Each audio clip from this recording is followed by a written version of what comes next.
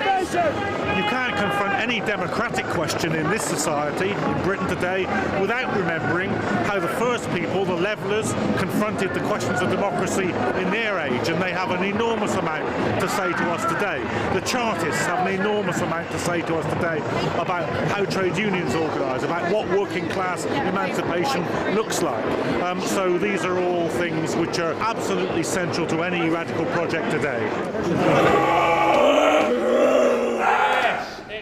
We're doing a recreation of the Peasants Revolt of 1381, when the men of Kent had stormed into London. There was about 30,000 from Kent and about 60,000 from Essex. And this particular recreation we're doing is the sacking of Savoy House. And the peasants came looking for the 6 most hated men in England, and they came to take their heads off. Hidden history. We've forgotten about these things, how the country was formed, and how we can, by taking up arms and standing up for ourselves, is the only way we're going to get anything. Let's see full teeth. No, the whole thing. And now bring it down. I relate to being an armed peasant. I'm ready to be armed again in the fight for peasants' rights. The aristocracy are back in charge, aren't they? So, you know, it's got to happen, really, I think. We've ransacked London.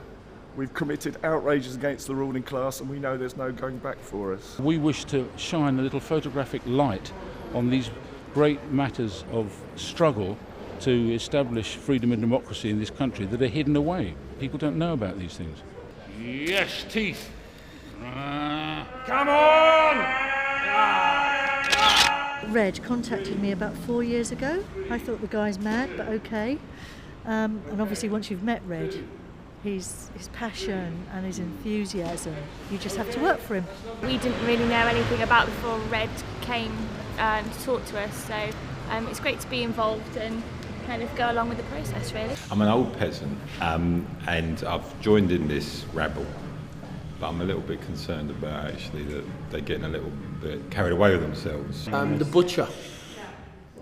I'll chop the heads off of the Archbishop, I believe.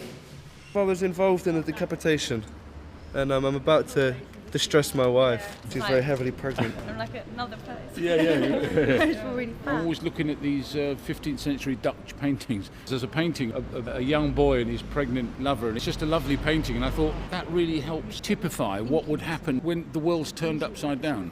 He's supporting the Peasants' Revolt because the barons could come and say, I want your wife tonight, I'll do with her what I want, you know. And he's going, no, but then suddenly, bloody all hell's broken loose, and his girl is pregnant. This one is very ambitious because it's an enormous, bloody period in British history. So we wanted to turn it into a real Gothic epic.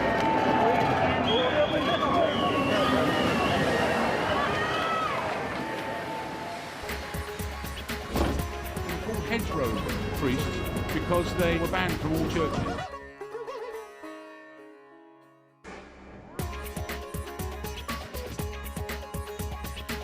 John Ball, he was the hedgerow priest, he was the agitator for the Peasants' Revolt. When the Peasants' Revolt started, the men of Kent went into Maidstone and they ransacked Maidstone, took Maidstone, and they went straight to the prison where John Ball was in prison, and they released him. He was the spokesperson for the Peasants' Revolt because he'd been going around the country for years beforehand agitating for social justice, for rights for ordinary people. I mean, his great slogans were, when Adam delved and Eve span, who then was the gentleman? This is 1380.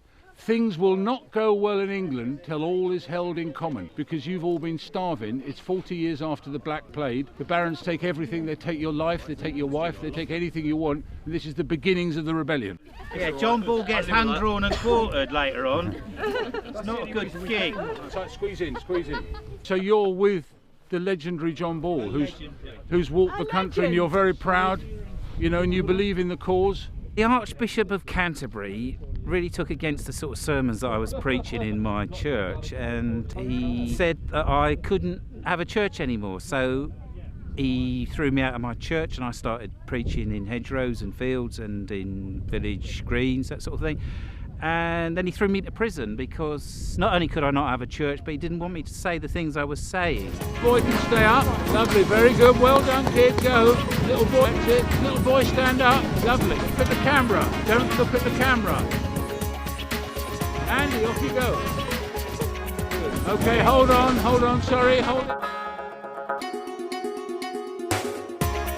I might be a musician, but I will kill them too. Yes, oh yeah. Show the foreground and the people.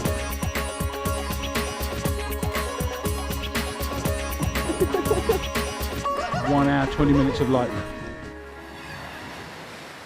Because we're on a shoestring budget, we didn't really have the resources to get as many people to be peasants as we like to have been. What we're doing now is to fill these gaps that were left in Dorset. So there's people to the left, people in the centre looking over their shoulders, people to the right looking at John Bull, and people in the background.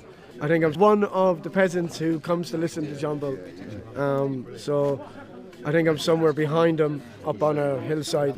Disabled person in the back. I take every opportunity to try and make sure that disabled people are represented exactly in the way that they should be, It definitely feels a bit weird. It feels like someone's clamped the bottom half of my face shut or something.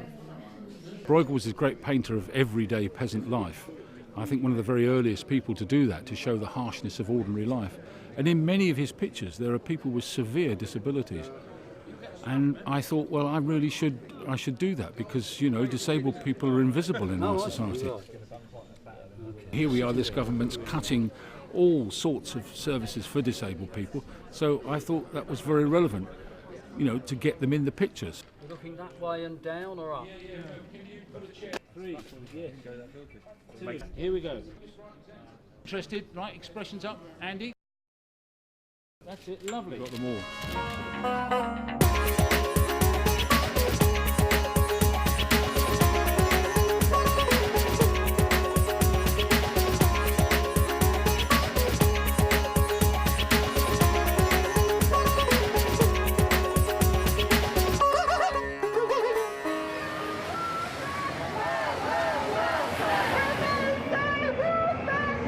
Back on here, this side. Can you give your wax papers to Bobby? Yes. What we're doing today is Mary Wollstonecraft and the Newington Green Dissenters of 1792. Mary Wollstonecraft is another great figure hidden from history. She's the mother of British feminism. And she wrote a book called A Vindication of the Rights of Women. And she was a supporter of the French and the American Revolution, and she said that why shouldn't women participate in the world, and why shouldn't women have education, and why shouldn't women learn about things, and why do young girls have to be under the yoke of their fathers? And of course she was the mother of Mary Shelley, who wrote Frankenstein. And people know about kings and queens and Lady Diana and everything. They don't know about Mary Wollstonecraft that put the first foundations down for the rights of women. Of course, Mary's book was absolutely central 100 years later to the struggle of the suffragettes. We have a character from that time, the Reverend Richard Price, who was a nonconformist minister. So we've got him and Mary and a group of nonconformists. Priest, is he? Yeah. He's a priest, yeah. At least I'm not covered in blood this time. Very good, very good, very good. Well done, everybody.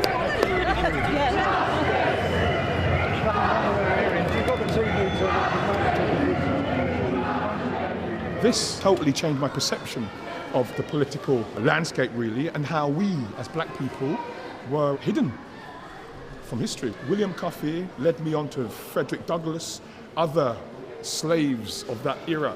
I did feel empowered with inspiration to gather people and make a change. I'm this man here with the wonderful hat, seeing William Coffey and reminding everybody that the great labour movement in London was led by a black man, an ex-slave, is really worthwhile. Very good. Very different. Something that I've never done before. It's a lot better than how I imagined it, to be quite honest. I think they're very powerful photographs and very beautiful. Seeing those people's faces in there, I feel like I'm in it as well. It's incredibly immediate to me. I find them really, really moving, incredibly moving. And it makes you want to kind of go back over it, find out that little bit more perhaps that you didn't know. They're just gobsmackingly gorgeous. The colours and everything in them, sumptuous, sumptuous. They're about the history of dissent and the history of ideas and how people can empower themselves. It looks amazing, absolutely incredible. I love the darkness of it all. It's almost a chance to be part of something that I would hope to be part of if I was younger now.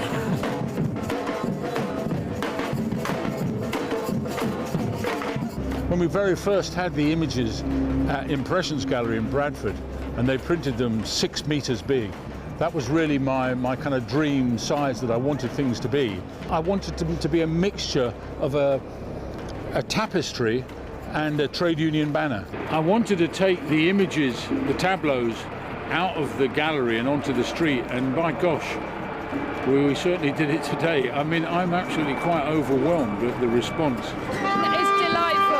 May I declare that in many marches I've been on, these two banners are probably the most beautiful I've seen on any of them.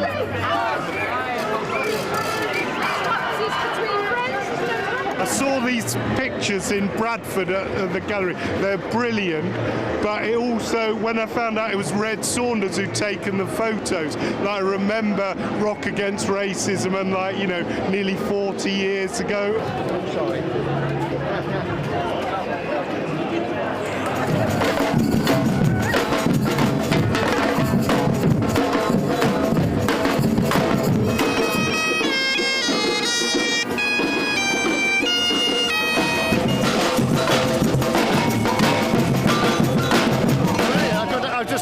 I turned around and I went, oh, I've seen that painting, and I spoke to a lady there, and she said, yeah, Red, the artist, is over here. And that's actually amazing. Brilliant, thank you.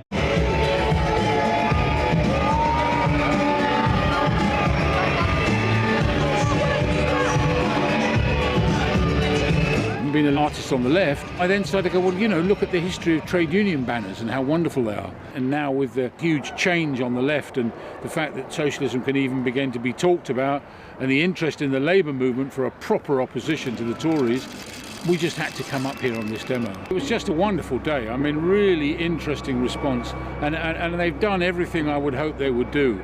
And the feedback we got and the interest, I'm just knocked out.